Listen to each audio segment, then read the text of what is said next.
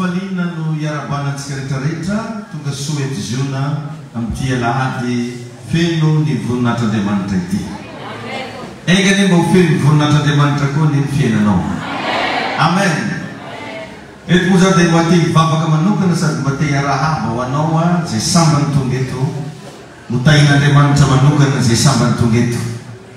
Raha misy any koa eto sambany androany ohatra androany anniversaire anao Garabeng anao joyeux anniversaire. Amen. Izy zao ny anniversaire androany araiky aroa izy daholo mitsangana ary nareo zay anniversaire niany mitsangana mba hivavaka ho anaretsika. Ndao tolotsika aminareo tagnantsika. Raha mba ao anao mba faly anao ny amitsika taogna naterahany mpiara-bavaka amitsika. Dia raha misy zany karaha anio mba anniversaire anao rehefa lahady igny anao mba bitsibitsika moramora. Nany any ao te dia ndesitsika mivavaka eto. Tsy hanavahana olona izy. Ndao mba hitsodrano manokana ny tompony anniversaire nianytsika. Raha eo amin'ny anaran'i Jesosy mitsodrano an'ireto vahoakanao, mitsodrano an'ireto zanaka reto mba ho feno fahindrena, ho feno fitahin'Andriamanitra. Araoka mba ho hisy afon'Andriamanitra hirotsaka amin'ny fiainanareo ary hiavaka amin'izay manomboka androany ny fiainanareo. Tsy tahaka ny teo aloha mety nankalaza anniversaire nareo hatramin'izay fa tsy nisy fiantraikany. Fa ity tsodrano vavaka teny fitahina ty kosa ho hisy fiantraikany amin'ny fiainanareo, ho ela velona ianareo mazahoza irina tonga avy amin'ny tanjona zay tadiavina amin'ny anaran'i Jesosy. Amen. Happy birthday to you. Happy birthday to you. Happy birthday to you. Happy birthday to you. Aziz kara-kara kawafe. Ang kawafe sa kabang-sito na busi. Amen. Nilesona sa inyo mazaray na nung androany. Di magkasyan we, roza batrahita, awanatan fanpungan ng Diamant. Miss karazanra hita, anatan fanpungan to. Sigotir sa batra mafunat sa nung. Faong mapalahin, aong mitmatestra, aong masurena, fa miss sa batrahita, awanatan fanpungan. Fa melonsan, tikan mampafantanatsika fa amin'ny 2, 3, 4 jiantsika miroso na fifadikana. Misy fifadikana ataontsika fiangonana ito. Sy mampanganana iny. Nandiro mga andro po? Dahalan niya zay kaya ataontsika po. Tsy hinangkana na ro ka rin. Di nasinga fotoana maromaro zany ito amin'io. Mandray nga karala ito tsika mundso maray mo rin nga. Manong dimy sasad maray, nabayalang ang liyon sasad manday niasa. Antoandro amin'ny 12 ka hatramin'ny ray sasany dia ny hariva amin'ny 5 sasany ka hatramin'ny 7 ohatrany fitombavakatsika ihany. Fa ny asabotsy fotsiny zany mifarana amin'ilay antoandro amin'ny 12 ka hatramin'ny ray sasany ny asabotsy. Satria anomagna ilay alahaditsika dia samy mody daholo. Dia mitondra bagazy mety atsika mandeha eto. Mitondra tsia dia aty matory. Satria misy maray vaovao ataontsika miaraka. Misy fampianarana atao manoka lakamisy zany lakamisy mandraigna. Zoma de sabotsy atoandro izy no mifarana. Ka mba manentana antsika rehetrarehetra satria io dia fotoana fiverenantsika amin'Andriamanitra, fotoana novozantsika hery, ilaina moa korevana mba mitokana. Io nefa raha tsy forsenao kely karaha io tsy vitanao mihitsy. Dia mba manaova effort zany manao mba ho avy eto manomboka ny lakamisy 2, Zoma 3 ary sabotsy 4 juin. Dia alahady ny moa veo dia efa Pentecoste. Donc feno tsara antsika amin'ny herinandro eo. Tahin'i Jesosy ianao. Ireo zavatra hita ao anaty fanomponan'Andriamanitra. Raha riva iny koa dia misy vavaka ataoko ho an'ny ankohonany. Misy délivrance pour la famille. Ho anao zany zay manana fianakaviana miady lava. Misy moka amin'izay misy miady tany, miady love. Zao hoe ao sasany tsy mifankahazo mihitsy. Izy ireny matetika dia asany devoly. Dia ndao kotrokotrotsika mivavaka izy raha riva. Dia raha mba azonao atao raha misy fianakavianao mba azonao entina raha riva, tambatambazo atao mihitsy toy ny moyen mba ho hisy solitenany amponanao tonga eto raha riva. Mba manaova invitation spéciale vidy amin'ny goûter hely izy dia ndao hoe ilay hivavaka hoe. Mba asety tonga eto ny fianakavianao raha riva. Fa ho hisy délivrance ho any ankonana izay ho ataontsika raha riva manomboka miteny oratolakandro. Ny lesona ianarantsika dia hoe ireo zavatra hita ao anaty fanompona. Misy lalana revana izay tsy maintsy lalovana rehefa manompo an'Andriamanitra. Fa amaky aloha tsika ny bokin'ny Genesis toko voalohany andiny faharoa. Genesis toko voalohany diny andiny faharoa no vakintsika amin'ny anaran'i Jesosy manao hoe ary ny tany dia tsy nisy endrika sady foana ary aizina ny tambony lalina ary ny fanan'Andriamanitra namomba tambony rano. Alleluia. Ny fanan'Andriamanitra ozy namomba tambony rano. Ny zavatra ilaina revana rehefa hiditra ao anaty fanompoan'Andriamanitra dia ny présence ny fanamasina ny fiainanao. Mila feno ny fanamasina anao. Mila tsara fifandraisana ny fanamasina ianao. Mila miresaka ny fanamasina. Tegna antsoina mihitsy hoe fanamasinao mo ampio za. Fanamasinao midina atao anaty. Fanamasina mevotolo-tsaina za. Amin'ny raha jiaby ataonao mahakasika fanomponan'ny Tompo. Mila fanamasina ianao. Tsy misy zavatra azontsika atao raha tsisy fanamasina. Dia rehefa namaizina ny tany, tsisy endrika, foana, rehefa namomba teo ny fanan'Andriamanitra dia lasa nisy zao rehetra hitantsika zao. Raha misy zavatra tianao hitranga koa ny fiainanao, antsoy ny fanamasina. Fa mahay mamorona ny fanamasina. Ny fanamasina no nanangana an'i Kristy tamin'ny maty. Ny fanamasina no nirotsaka tamin'ny apôstôly rehefa niambina atao amin'ny efitrano ambony izy. Io fanamasina io voalazan'ny Baiboly fa afaka manolo-tsaina, mampianatra, ary indrindra mampiorona, mitaridalana, betabe ny zavatra vitan'ny fanamasina ao fiainako sy ny fiainanao. Ka ny zavatra mila milenty ao anatintsika ao dia ity, enao io dia fahazavana. Maheno anavy ianao hoe fahazavana ianao. Atao tsara anaty saintsika zany. Ny olona nandray an'i Jesosy dia fahazavana. Tsy misy aizina revana majanona manoloana fahazavana zany. Na maizina karakory ny angonanao rehefa miditra eo ianao dia fahazavana ianao zany. Fa matetika lasa influencé na fianakaviana tsika. Au lieu de tsika mpazava ny fianakaviantsika, lasa voasarika an'izareo magnano zavatra ataon'izareo ndraika tsika. Varana antsika mirozy. Satria influencé. Satria voasarika. Fa ndaka mba any hoe modely avy aminao no manodidina anao. Jereo rehefa tonga amina toerana maizina ny fahazavana, tsy mila mikika, tsy mila miteny, tsy mila mampafantatra ny tenany. Fa ny aizina rehetra mampafantatra ny tokony ataonao azy rehefa tonga eo ny fahazavana. Alleluia. Amen. Mizany ny fahazavana tsy miady amina aizina. Fa ny présence na fahazavana dia fa ampy tonga ny aizina manjavona ho azy. Dikan'izany izay matatra dia voly ianao raha manana ny Jesosy. Fa ny fijoroana amin'ny toerana anankiray dia fa ampy ampitandrina ny Satana ary tsy ampikofokofoka anazy. Alleluia. Tsy normal na rehefa anao raha ohatra ka nandeha amin'ny tany be moka be reny, anao sady fa misy lay, misy odi-moka, mbola mangorohoro koa anao anaty lay. Mila fametrahany tanana grave be mihitsy ianao iray zay. Mareny feona moka velona, dia matikety ny maheno feona moka mandala velona lay anao, hoe agnanakory izy tia ny ohatr'izany nefa matetika zavatra misy amintsika amin'ny fanomponan'ny Tompo. Na dia fa ao anatintsika ao raha Jesosy mbola matavitra foana tsika. Tadidio ry avana fa ny fisamoaravoarana rano, satria ndray andro Jesosy nandeha lakana. Dia rehefa nandeha zareo teny an-dalana ny samoaravoarany rano.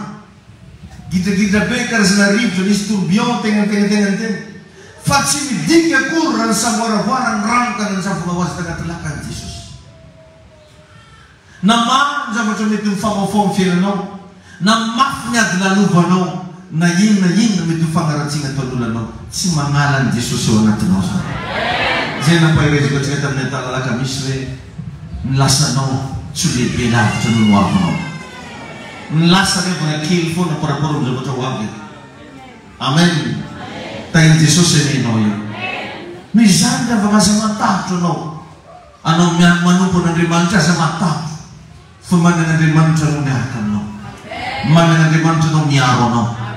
Manan'Andriamanitra anao zay afaka manasikana ny aretinao. Mamaha ny olonanao rehetra. Alleluia. Anaoka antsika majery ireo karazan'olona zay nanompo ny Tompo tao amin'ny Baiboly. Anisan'izany Samuel mpaminany.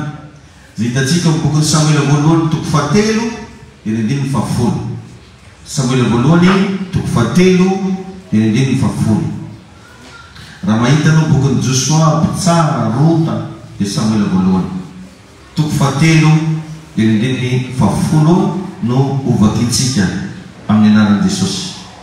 Samuela voalohany toko fahatelo dia ny 7 aloha zafady. Ny 7 aloha mijerevantsika. 1 Samuel 3:7 izay mivaky toy izao manao hoe ary Samuel tsy mbola nahalala ny Jehova. Tsy naninona Samuel?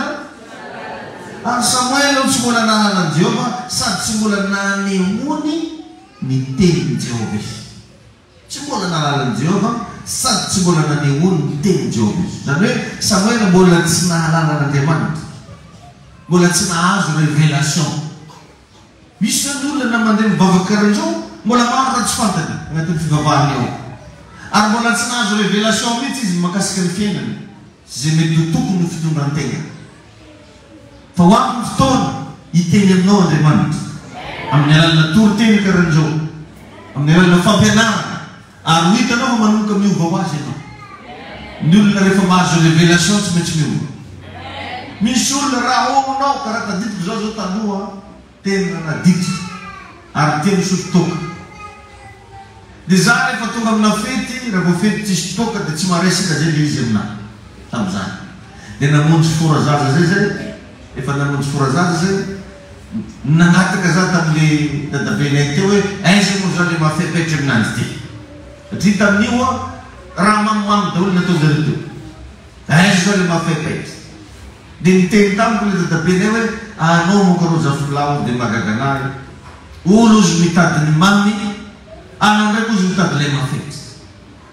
Ohatran'ny phrase tsotra kely zay teneny anazy fa ny lendy tena tsy haiko tao. Zay marina zany izy mampatonga anao mitotototo io satria le mahafetry mitadiaviko fa tsy manana. Azao?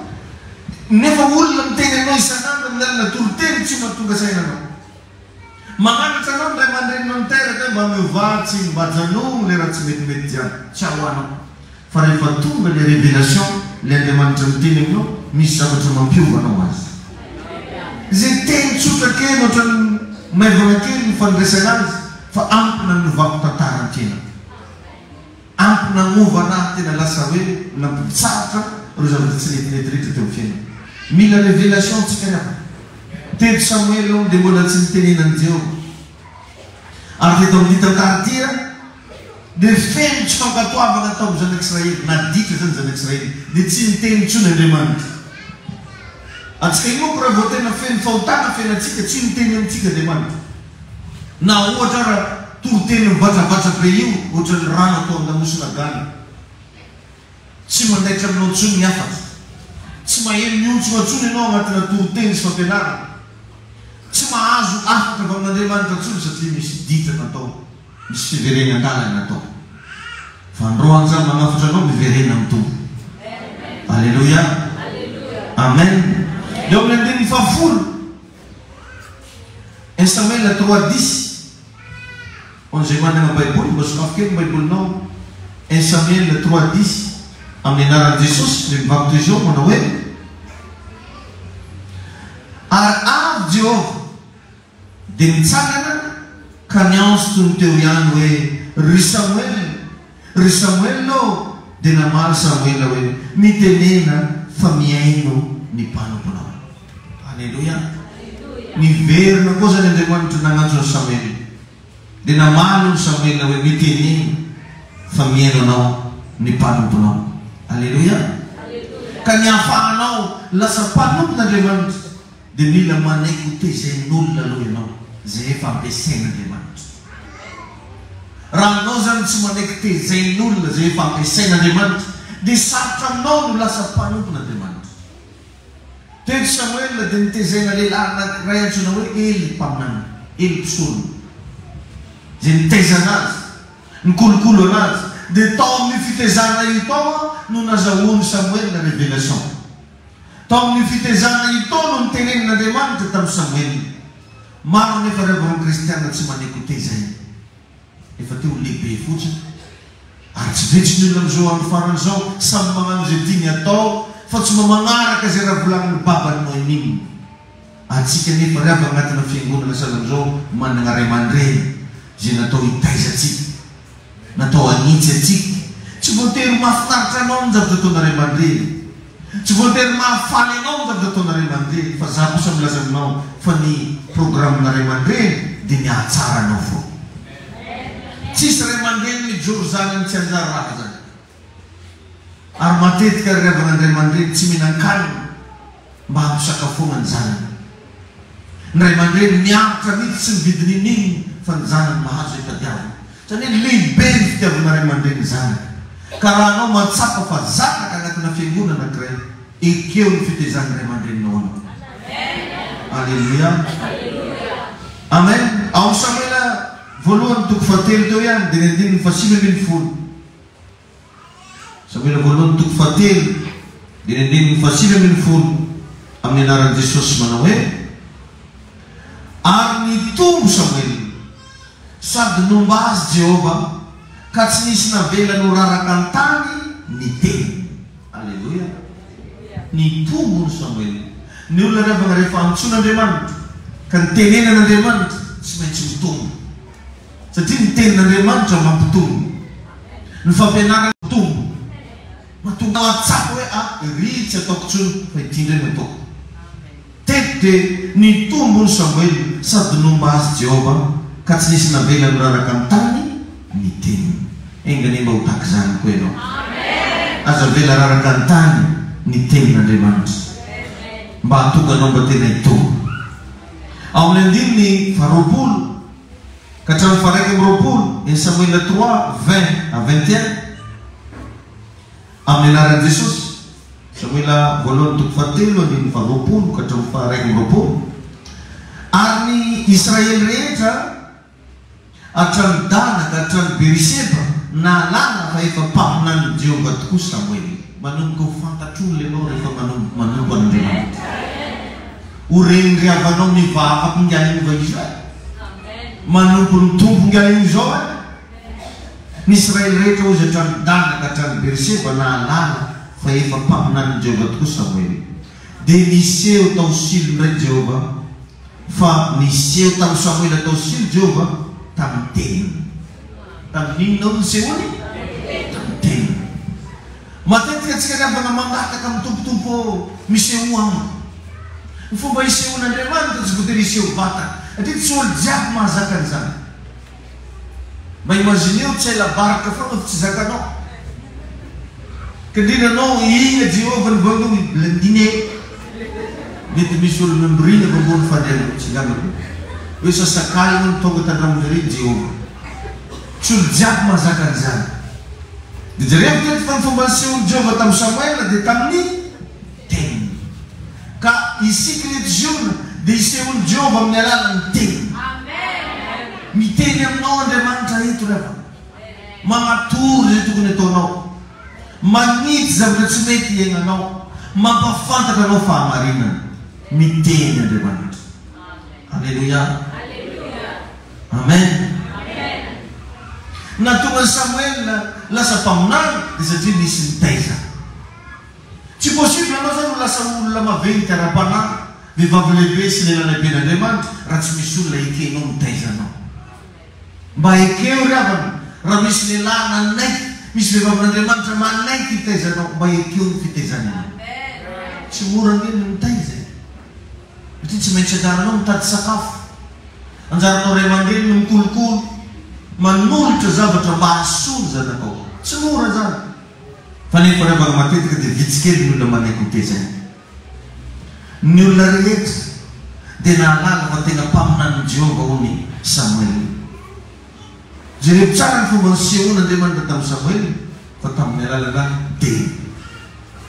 Kaokanao mba tsy horaraka mihitsy amin'ny fotoana mba mandray tenin'Andriamanitra. Kaokanao tsy horaraka mihitsy rehefa maheno révélation sara amin'izao fa mba tonga ilany tsara ny sofinao dia aleo izay tandrify ianao. Ohatrany ao anareny ny Elisa. I Elisa dia olona tsotra izy teo aloha. Olona tsotra. Olona tsy dia misy nafantarana anazy. Fa nisy olona zay efa nampiasaina Andriamanitra. Tsy izy efa Eli mpaminany. ny ran'Andriamanitra ny ao an-taminy. Atsika reo mieritreritra hoe kisendrasendra zany nandehananao teto. Reky tamin'ny radio. Karaha nafinaritra anahy be zay paster le zavatra nivolanao tamin'ny télé dia tonga za. Andriamanitra maniraka anao eo anamiko eo. Satria amin'ny tontolo mifanahy, raha mbola tsisy olona nihaona taminao, tsy possible Andriamanitra hiasa aminao zany. Satria Andriamanitra rehefa hiasa dia mampiasa olona. Amen. Aza mieritreritra mihitsy ianao hoe hitombotombo ho azy ambadika zany, fa rehefa hiasa Andriamanitra dia mampiasa olona. Ary eo rehefa ny tokony tsy hanaovantsika tsirambina ny fandehanana aty am-piangonana. Satria Jesosy tsy nanao tsirambina ny fandehanana am-piangonana. Aty ny toerana ionanao mitombo. À l'âge de 12 ans Jesosy efa tao amin'ny tempoly nahitana azy. Ary ny fampitadiavana. Jereo tsara fa ny fomba nitenenan'Andriamanitra tamin'ny olona rehetra tanaty Baiboly dia tao amin'ny tempoly daholo. Engany mba tsy anisan'olona kamo mandeha amin'ny fiangonana ianao. Alleluia. Olona tsotra Elisy fa nisy olona niran'Andriamanitra iona taminy dia lasa mpaminany goavana izy. Hitantsika zany amin'ny mpanjaka voalohany toko 7:20. Mpanjaka voalohany toko 7:20. Eny andininy 7:20 katramin'ny faraiky amby roapolo. Mpanjaka 19 à 21. Izay mivaky toy izao ny anaran'i Jesosy.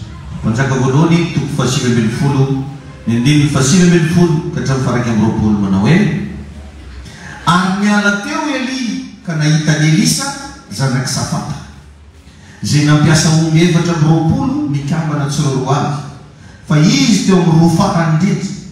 Ary Eli nandroso nanatona azy ka nanipy ny kapotiny hanarona azy, dia nandao azy, dia nandao ny ombiny izy, ka niazakazaka nanaraka ny Eli ary niteny hoe: masina ianao, avelao aloha hanoroka ny kakisineny vao manaraka anao aho.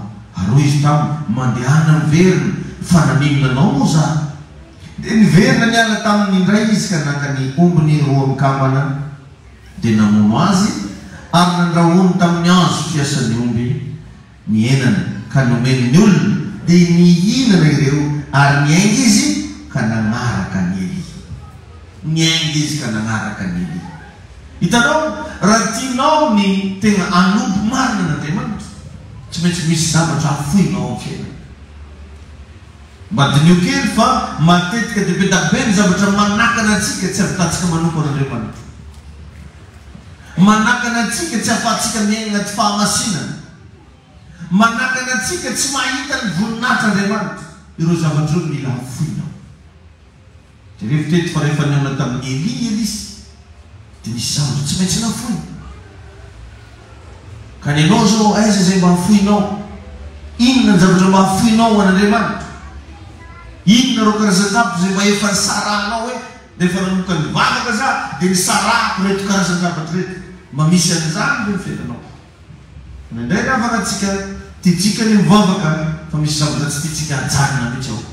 Ahoana moa ny tena hifanenantsika mitombo ao anatin'izany? Ahoana moa ny tena hatsapahanao herin'Andriamanitra? Ary tena loza be da be ny olona mivavaka mbola manahody ratsy, mbola manompo tromba, mbola mandeha manatona piskidy pomasy nefa manomana ny anaran'i Jesosy. Tsy maintsy misy zavatra afoiry avany na tena tianaradian'Andriamanitra marina. Alleluia. Amen. Tsy maintsy apetraka eo ambany fahefan'ny olona ianao. Enoy tsara zany. Dia rehefa Elisa teto nanana izy anazy, nampiasa boriky mikambana tsiroroa, mampiasa omby, ane izy zany transporteur. Mba nanana izy azy any. Fa tsy maintsy napetraka teo ambany fitezan'ny Eli satria teo lasa mpamina ny goavana. Tsaroko tsara ny tenako rehefa nanomboka resy lahatra hivavaka agnano pastera moa niantsoko tamin'izay. Dia najanona daholo maloha reo karazana business isan-karazana, navela daholo reo karazana zavatra marobe dia lasa nandeha nipetraka tandramon'olo. Niteny zay ny dadaridy zay tamin'izay, nipetraka tandramono tao. Ny zavatra nataoko takao dia manasa lasiety. Dia rehefa misy zaza raiky tao Rebeka zay moa dia isaky ny mikakahy Rebeka izy zavona kely misasana azy. amaroany zay tragno raiky ty. Izy amin'io misy récitation zay fa veriny Vito, Davido. Zany misy le phrase zay. Karaha misy raha mikoaka zay anaty fôlo koa sady diandiana anao hoe avy koa izazy. Volo hafa mandeha mikarakara any dia vontomany izy. Aozy. Zalaho zany. Dia mandeha za magnato ray aman-dreny mamajery mena mama. Mba dalana ndraiky raha nanasano anahy io. Hianatra pasteur tsara be diako koa. Satria tsy arakaraka le raha nieritreretiko zao le raha natao tao. Eveko zany rehefa mianatra pasteur zany dia ny bokyny Matthieu toko voalohany andininy. La loi pastorale aide or nefa tsy zany fitarafoko mangotrakotraka io mbola namboary maloha. Izy zany le feno frériana fiboebona igny maloha mireglé. Maro zay tragno raiky tam'izany fa rehefa hividy charbon le za antsovy. Aiza zay mipetraka ny Joma. Mividy charbon zay amin'ny tragno-ndriro kiriry. Elan'olo avinao vakany charbon io. Na izy tatovinao, na izy lanjaigna misoloka. Dia misy koa mitrotro aminao ndala raha nagnanakory manao. Zany zay avrenareo hoe. Lasa foa anao. Nahatalen'olo neza tam'izany. Namako reo tena igny lesy ranazy aminazy. Dia nilazaigna tam'izany finaholahola igny. Izy ka nafisy normal tsara be. Davida zay ka le isy mahita naga taino to inga iny ro mba nanarinario tena hoe tadidiko misy anakirara ny tena lasa na secte zany amizao namanjanohono izy tam'izany. Rehefa manompan'Andriamanitra anao tsy voatery le zavatra mifagnaraka amin'ny eritseritra anao mitako. Zany le natonga ny Jodasy nivadika. Satria nieritrerety Jodasy fa mena V8 izy rehefa avy mianatra apôstôly. Or rehefa tsisy nananany zany zareo menakavy fa vanadia tongotra daholo. I Jesosy rery any mba nisy nanomezana briky ary meloany izy voniny koa vonazana. Nieritrerety Jodasy fa izarana vila tsiraikiraiky satria apôstôlin'i Jesosy. Or nefa nanaovany Jesosy déclaration fa ny zanak'olona tsy mba manana trano misy trialohany. Donc zany zanak'olona tsisy ny mpagnaraka zanak'olona tsisy koa. Mahay mazineo zany zareo ro mifolo lahy misitrika anatina kabanina hery amina trano fampison'olo.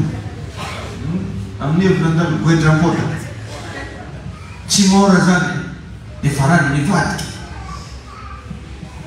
Raha anao tia nompon'Andriamanitra tsy maintsy misy olona efa ampiasain'Andriamanitra aloha ekena mitaiza anao zay anao voarasa. Alléluia. Jereko Jesosy Kristy fa 30 taona teo ambany fitaizany Josefa fo 30 ans. Nefa efa navita nanova rano divay. Nefa efa navita namaky teny tao amin'ny tempôly nampidanaka fariseo sy ny mpanorandalàna. Tokony efa nabokany izy fa 30 taona nandalo fitaizana fo. I Davida mpanjaka zay fantatsika tsara fa à l'âge de 17 ans izy nefa nosorana. Fa lany foana ny taona maro tsy mety lasa mpanjaka tanteraka. Satria nisy toe-pony takina tao. Misy toe-po. Ny fanompoana ny tompo mitaky toe-po. Izy koa anao mora teteka anao tsy lasa. Ny anao ategna tadidiko tsara tsy nahaizako matière anankiray tampianarana. Satria tsy tiako le mpampianatra. Ingazana izy ka anao mianatra ke mihina tsigara. Dolofoka foana izy. Dolofoka foana. Diagana. Tsy avoko amizay raha nivolagny. Dia tsy haiko le matière. Fa misy ankizy sasany tegna capable be tam'le matière nanao raha gaga engala reto raha ty. Satria tsisy igaran'ny ramosiny zany zareo. Filisona regny tako. Matetika ny olona rehefa tezaina dia manaka côté négatif am'le mpitaiza. Fa tsy le zavatra tsara ny zarain'le mpitaiza no alainy. Tainy Jesosy alinao. Engany anao mba handray zavatra atao midiraka misy antsika ty. Engany mba hosy fiovampiainana hipakany amin'ny fiainanao any. Ny titre rehefa zay nahalalàna ny Elisa dia izy mpanondradrano ny tanan'ny Elia. Zany mba nafantarana azy. Day andro nitady mpaminany ny mpanjaka tsy nahita mihitsy dia farany moa tsy misy mpaminany va moa zay eto amin'ny Israely nisy olo niaraka tamin'ny mpanjaka tao zany ny nanampandritra ny mpanjaka hoe misy mpaminany ane eto amin'ny Israely moa tsy ao va moa zy Elisa zanaky Safata zay mpanondradrano ny tanany Eli dia rehetra mbola titre mampimoebe zany mba nanantsovana azy ty zany tokoa ny asany mpanondradrano anao olo businessman na mpanara navadiky mpanondradrano tanan'olo taditiko zay misy fotoana zay mba mitantara amin'ny namako sasasasana zay aneo a taloha karandrao fa avy eo lasa mpanasa vilia mpitaiza zaza mpividy charbon fa tanozany taditiko tsara dia raha vole mafimafy dia za foana lefa misy an'izany anao ampiakatra sotro ambava zany misy atao délivrance ria anao no mandeha makany olo jiaby mihinana za saky mandeha mba imagine raha mba anao zany ary antena hita aloha tambola fahazazana dila tena kanina be zay raha mahita haniny anao mirangorango mihitsy tadidiko am'izany petit déjeuner neny mandray mofo gasy olo malaka raiky za malaka aza fantanjariny ala tiako maraha sa tsy hitanareo mihitsy ampidiriko ny raha eo mba fiaroa le fa anao zany le mafimafy jiaby io zany ino asena tanao agnaro fako dia anao antsony misy tokony arina ny fako masonjare jiaby totokevina mitsangana ho azy anao dia lasa azao izy dia raha maha-olombelona zany dia nambanimbaniny e farany hana e farany nefa anao le farany namboary ny toepo raha iny zany zany no miritomritimo lasa hoe tsika rasa volany saraka e tsy otro zao za ohatran'izay fa tsy fantako hoe ino nareo mety nalalagna anary maro le avana ny olona manana antso maro ny olona nanan'Andriamanitra programme fa tsy manaiky tezaina dia lasa tsy tonga ny le destiné izy tompo ane hitahinao metezy anao mba hanaiky ho tezaina mpanjaka faharoa toko faharoa dia nandimy voalohany mpanjaka faharoa toko faharoa ny andimy voalohany amin'ny anaran'i Jesosy mivaky toy izao mpanjaka faharoa toko faharoa ny andimy voalohany manao hoe anona efa mpakarin'i Jehova ho any an-danitra amin'ny tafio-drivotra Eli dia niara nandeha amin'ny tany Gilgala izy sy Elisa amen rehefa ampiakarin'Andriamanitra ho any an-danitra ho ny Eli le nitaizana azy zany dia niara nandeha amin'ny tany Gilgala izy sy Elisa tsy nisaraka mihitsy zany reo ravana avy amin'ny Gilgala ka eto zany mba mila mba fantanao ihany koa hoe atraiza mba efa niarahanao tamin'ny olona zay nitaizanao inona ny lalana mba efa niarahanareo nandeha mba manana zavatra azo tantaraina ve anao hoe reto ako mba niarahako tamin'ny papako reto ako niarahako tamin'ny mamako ny olona mbola tsy niara-dia tamin'ny olona mitaiza azy sarotra be mila zana hoe misy fahombiazana ny fiaina mila miaraka amin'ny olona mitaizanao ianao miara-dalana mila manaiky tezaina mila manaiky ahitsy tsy misaraka aminy mihitsy ianao mba magnentana anao izy tongava latsinainy tonga ianao magnentana anao izy tongava ny talata tonga ianao miteny aminao izy mbao ifadianana telo alina io ianao fa présent jerevo teto fa miaraka avy any Gilgala Eli sy Elisa io Gilgala io rehefa na raha dika dia toerana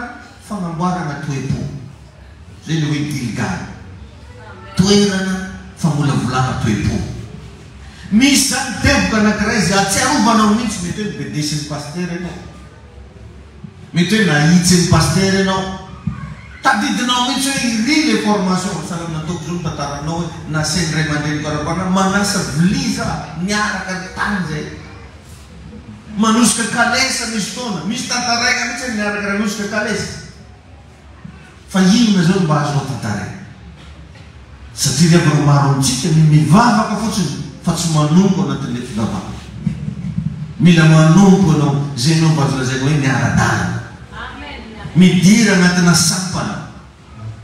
Masivo trasinao atao am-piangonana anaty. Raha mba miantso anao ny olona, iza ny antsoina anao atao am-piangonana? Zany tokony mba iezanao mafy raha tendeha lavitra anao. Niaraka tamin'ny Elisa hatrany Gilgala. Gilgala ao zao teo dia toerana famorana fo.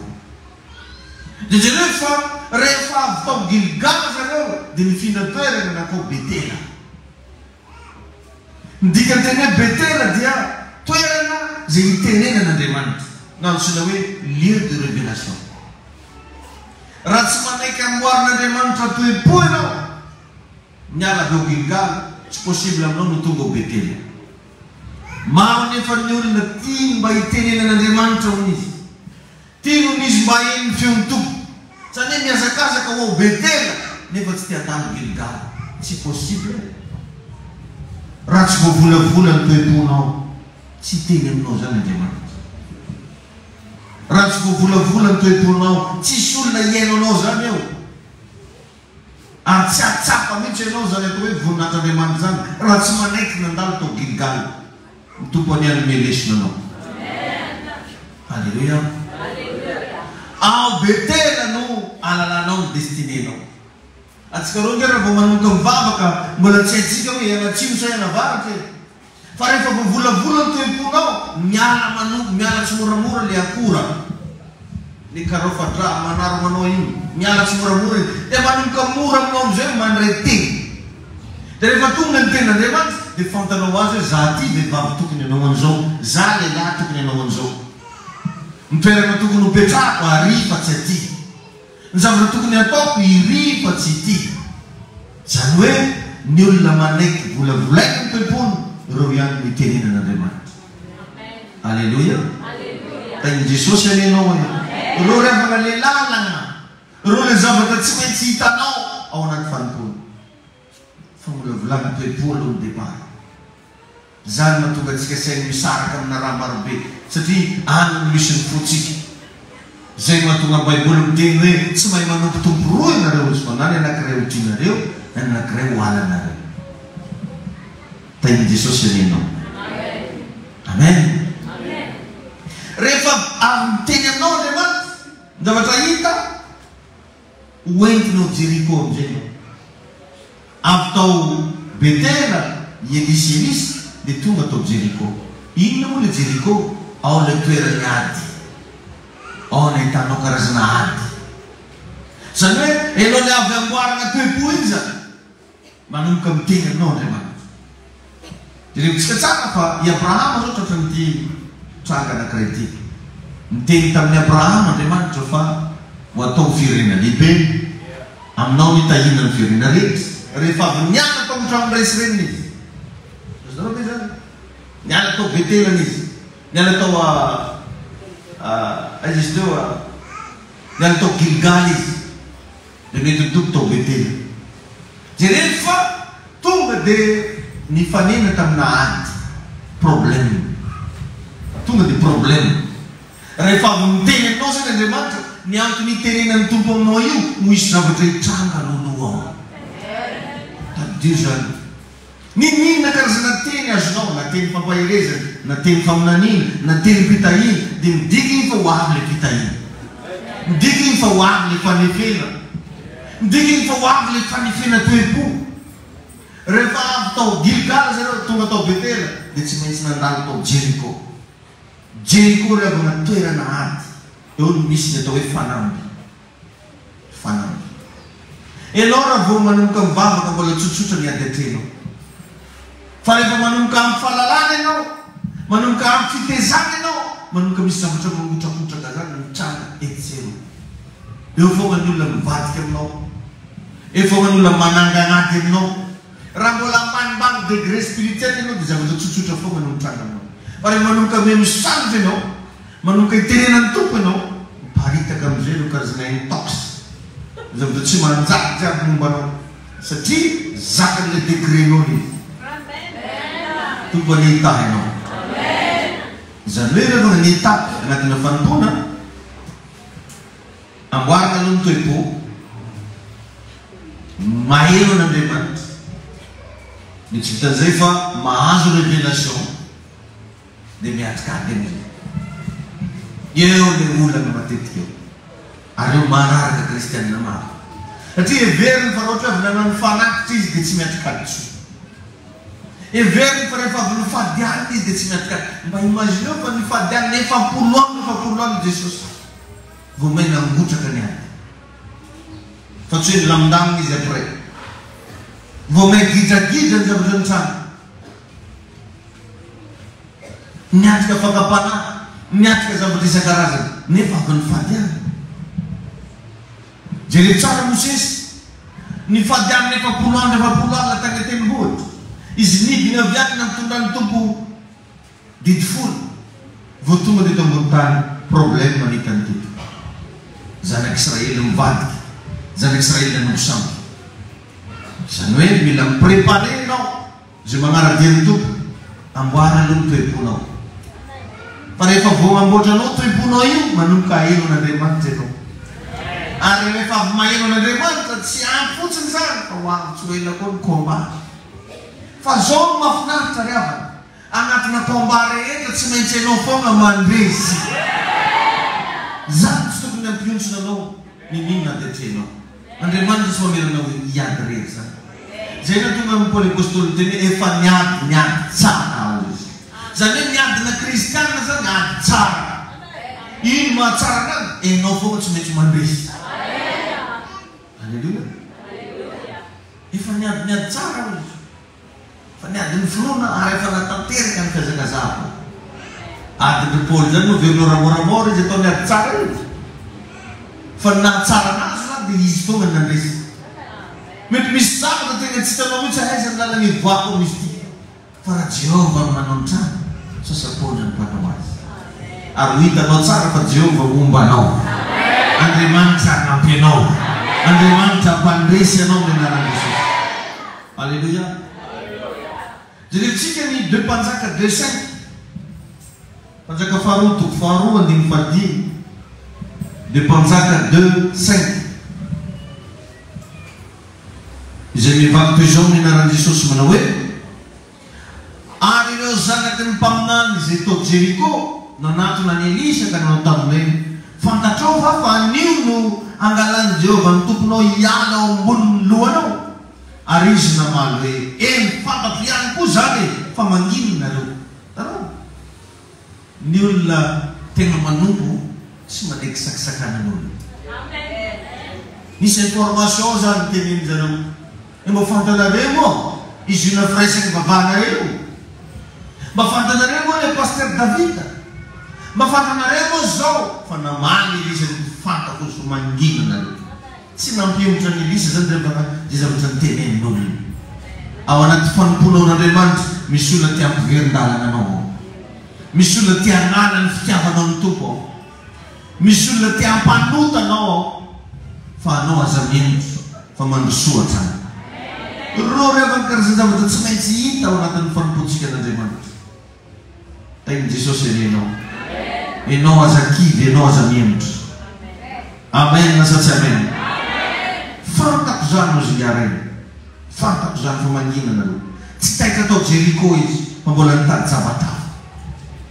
Ny olona tegna manompo an'Andriamanitra tsy mionona am'izay reny androany fa tia eno zavatra hafa koa izy rapitso. Oka mba tsy ho ampy anao ny fanomponao hatramin'izay fa ndala miroso landalina kokoa. Alleluia. Amen. Ity Jordana ity rehefa azo lazaina ihany koa fa toerana fampiasana finoana. Rehefa ianao miatrikady dia hoentin'ny tompo mitoerana ampiasana finoana. Misy zavatra zany rehefa na finoana no ilaina aminazy fa tsy vavaka. Ianao mila mino fa tsy maintsy resinao io. Na rehefa ohatsika mivavaka be hoe mivavaka tsy mety mivaly le vavaka. Or nefa hoe tsy mivavaka mitakina amin'ilay izy fa finoana. Ny olona mino ny tsy voatery teny mandeha fotsiny anao mandroso. Ary zay ny volaniko indray mandeha hoe le courage n'est pas l'absence du tremblement, mais c'est d'avancer en tremblant. Ny alalana fa olona courageux ianao na courageuse tsy hoe mandalo zavatra tsy mampatahotra. Fa ny alalana anao hoe courageuse dia ianao mahavita mandroso na dia matahatra azy. Alleluia. Misy zavatra zany tsy vavaka indray no ilaina fa finoanao. Ny finoana nefa zavatra efa velona ao anatinao. Ozy ny Baiboly hoe fatokinany amin'ny zavatra tenainy, fanehoana zavatra tsy. Amen. Amen. Tsy taitra atao Jeriko izy fa mbola mitady zavatra dia tsy izy fa i Jordan. Jordan nao zao dia fanehoana finoana. Tsy ny herin'ny tegnany no nitaky azy fa ny fanamasina. No entin'ny fanamasina izy. Alleluia. Amen. Dia jerevintsika tsara fa nisaraka roa ny ranon'ny Jordan. Nisaraka roa. Satria niasa teo ilay finoana. Misy zavatra mila hitanao ataon'ny ray aman-dreninao ara-panahy. Dia aveo ianao koa lasa manao an'iny. Zay ny tonga ny Jesosy niteny, zay mino aho ny asa atao mataoniko. Zany rehefa mampirisy ko antsika taloha rehefa misy evangelisation regny ndao mba hiaraka, ndao mba mandeha, mba mandehana. Fa misy zavatra mila mpahitananao agny sur terrain agny. Za dia faly mihitsy ny ekipa jiaby nandeha tany no fanahinana ny délivrance tao. Vita mivavaka ho an'ny marary. Satria mivavaka ho an'ny marary tsy voatery pastera ihany. Ozy hoe izao ny famantarana manaraka zay rehetra mino. Raha mino ianao amety tanana marary izy dia ho sitrany zany. Androka demoniazy dia hivoaka zany. Tompony ame fahasoavana anao mba ho lehibe ara-panahy. Alleluia. Amen. Dia namotany ravana Eli, namotany any Elisa teo Jordan. Efa vita Jordan, ino raha tena motianao ataoko aminao no tsy misaraka aminao mihitsy. Satria niroasiny foana izy fa tsy mety niala. Miverena anao, miala aminao anao, za tsy mila anao fa izy tsy mety niala. Dia farany amin'izay namotany ino moa no tianao ataoko aminao. Dia jerevi tsara ny zavatra nangatany Elisa fa zavatra sarotra, zavatra goavana. Ka ny olona mino samy mangataka na dia zavatra sarotra. Ny afantaranao fa manomboka tafiditra ao anatin'ny finoana ianao, mahavita manao zavatra tsy nohon'ny olona ianao. Mahavita mangataka amin'Andriamanitra ianao na dia zavatra tsy nohon'ny ramosenao ary. Na dia zavatra tsy nohon'ny madamanao ary. Vitanao no miteny tsika io hividy fiara. Vitanao miteny amboarina amin'izay tramontsika ty. Mahavita mangataka zavatra sarotra ny aloha finoana. Mivavaka mba ho tena lasa vehivavy amin'ny finoana ianao.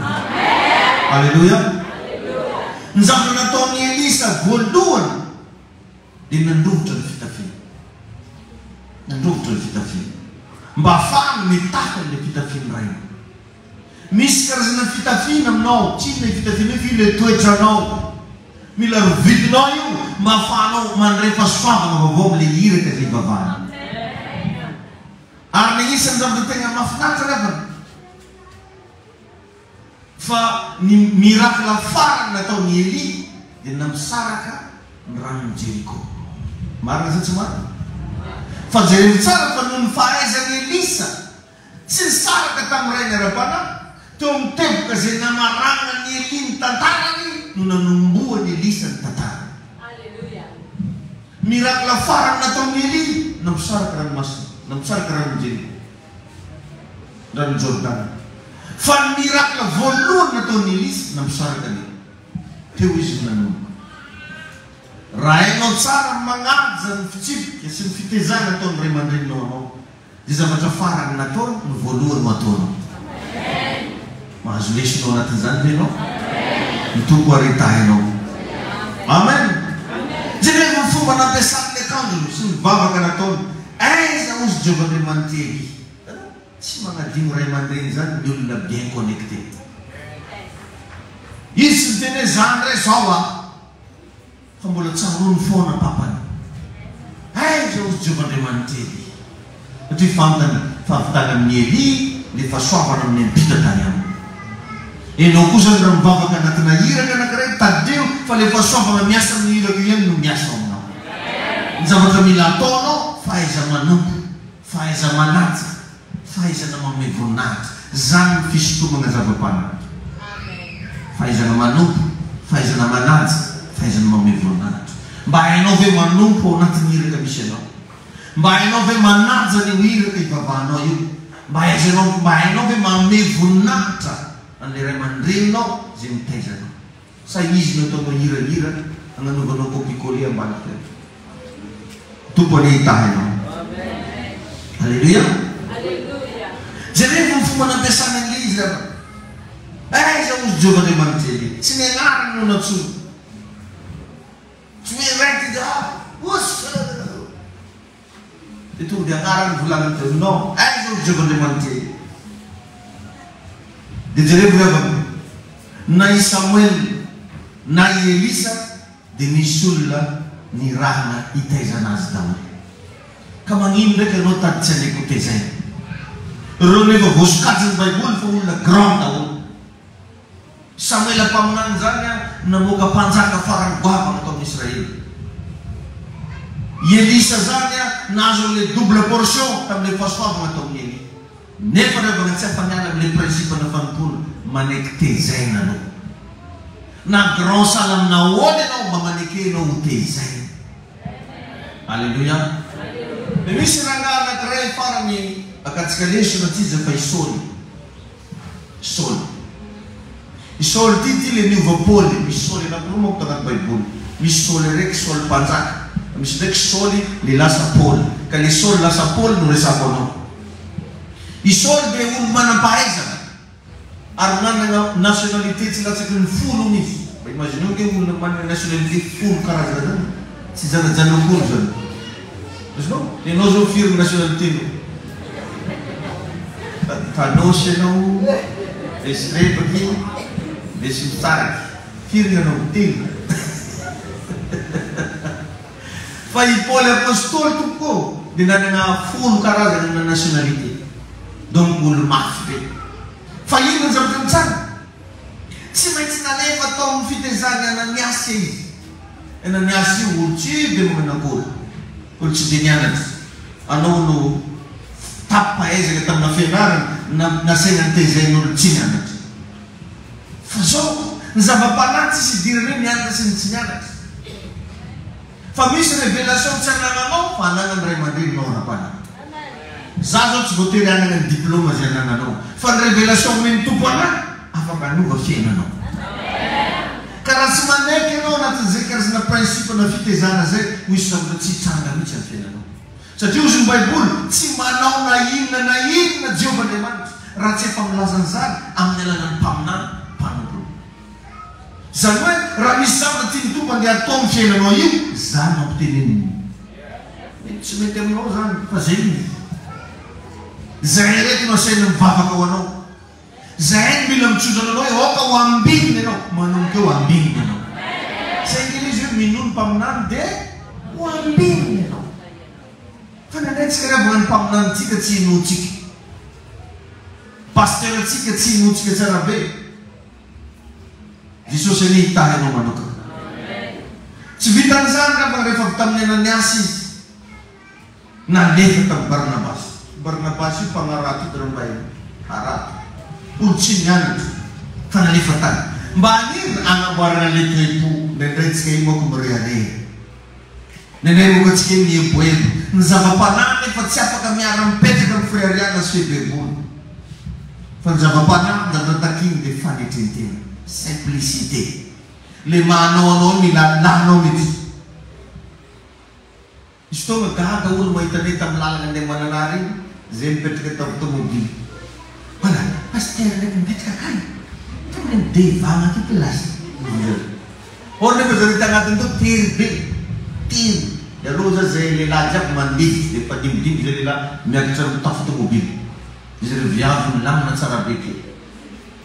Misy fotoana ilagnanao io miala mihitsy amin'le manao anao. Fa mametraka hoe zaho mpanompon'Andriamanitra. Fa raha anao jusqu'à l'évangélisation mbola directeur fa directeur na fotako. Ko lalana mananary tsy mba directeur io. Nia directeur na guerra. Tomobile misy tonga izy nao hoe tavela keky diany. Aiza directeur anao amizay. Misy tonga tsy maintsy mivarina ty fotako tongotra anao io. Ao anao mijoboka ao. Ireny zavatsy reny mila ianara anao isanandro hoe rehefa manompo an'Andriamanitra avelany ramotena any voninahitra io. Fa ny voninahitra reny da averina manontolo. Alleluia.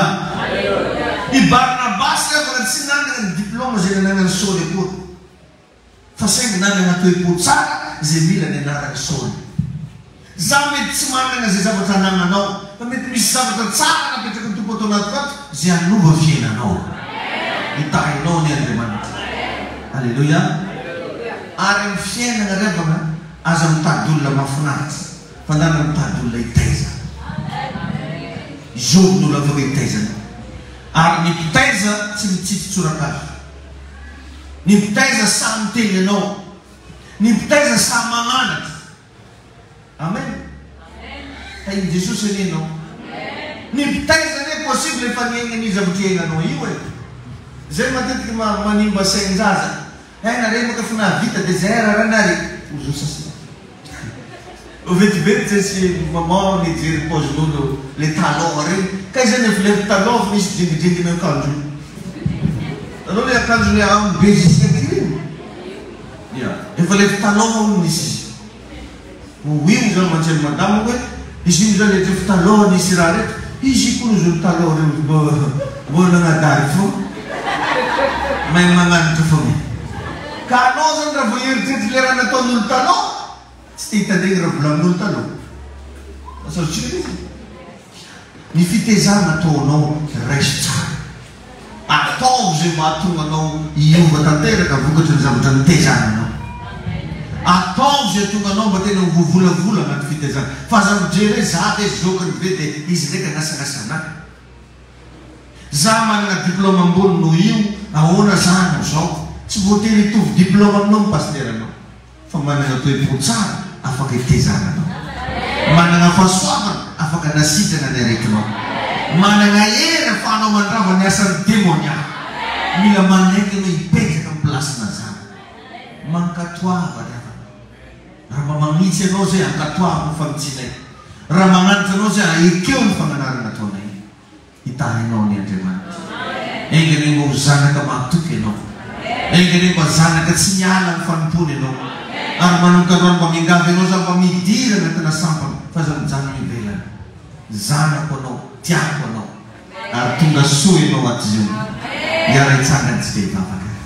Tikanao mba hivavaka androany hoe tompo reny takeo hoe ny lanana zay tsy maintsy lalovana anaty fanompony. Ampianaro za hoe meo fahasoavana zany. Tezao za mba hanaradianao mendrika ny filazantsaranao. Asa anatin'ny feontsika ity. Misaotra tompo, matoky anao zay. Misaotra anao ny amin'izany afatrao zany. Ary mino za tompo androany fa maro reny zanaka hiova ny fiainana. Maro reny zanaka hositranao anatin'ny ratram-po. Maro reny zanaka ho afaka anatin'ny fankatsiatsiarana sy fampariparihana. Tompo ampiotsy raha iazy. Ary aoka Jesosy ao mba tena hitondra fanasitranana ho azy ny fampianarana androany. Tona fiovanim-piainana, toe-tsaina, toe-po, toe-panana. Misodranao amin'ny anaran'i Jesosy mba ho lasa zanaka feno fahasoavana ianao. Zanaka feno hery, feno fahitam-pity, ho zanaka ampiasain'Andriamanitra mihoatra. Araka ny kahafantatra ny lalana tokony atao anaty fanomponana. Misaotra tompo. Tompony foko mbola manantenana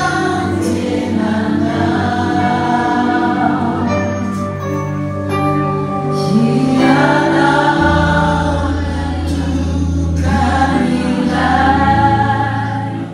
maviny fiainako